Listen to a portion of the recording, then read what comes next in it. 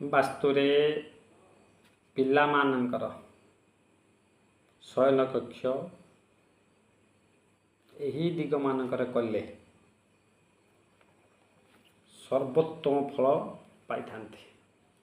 ପିଲାମାନଙ୍କ ଭିତରେ ଦୁଇ ପ୍ରକାର ଶ୍ରେଣୀ ଅଛି, ପୁଅ ପିଲା ଏବଂ ଝିଅ ପିଲା। ତେଣୁ ପୁଅ ପିଲାମାନଙ୍କ ପାଇଁ ଦିଗ ଅଲଗା ଥାଏ, ଝିଅ ପିଲାମାନଙ୍କ ପାଇଁ ସେ ଦିଗ ମଧ୍ୟ ଥାଏ। ଯଦି ପୁଅ ପିଲାମାନଙ୍କର ଶୟନ କକ୍ଷ ଅଛି ତାହେଲେ ଉତ୍ତର ପୂର୍ବ ଏବଂ ଝିଅ ପିଲାମାନଙ୍କ ଯଦି କରୁଛନ୍ତି ଉତ୍ତର ପଶ୍ଚିମ ଦିଗରେ ଶୟନ କକ୍ଷ କରିବା ଭଲ। କାରଣ ଉତ୍ତର ପୂର୍ବ ପାଖରେ ଐଶାନ୍ୟ କୋଣ, ଏ କୋଣରେ ପିଲା ବୁଦ୍ଧିମା ସହିତ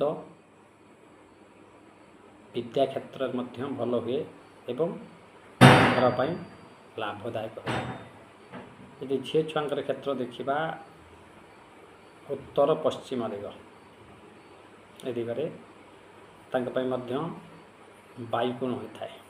ବାୟୁକୋଣରେ କୌଣସି ଝିଅ ଛୁଆ ବେଶୀ ଦିନ ସେ ଘରେ ରୁହନ୍ତି ନାହିଁ, ବିବାହ ମଧ୍ୟ ଶୀଘ୍ର ହୋଇଥାଏ। ତେଣୁ ପିଲାମାନଙ୍କର ପୁଅ ପିଲା ଏବଂ ଝିଅ ପିଲାମାନଙ୍କର ଶୟନ କକ୍ଷ ଏହି ଦିଗରେ କଲେ ସୁଫଳ ମିଳିଥାଏ। ଜୟ ଜଗନ୍ନାଥ।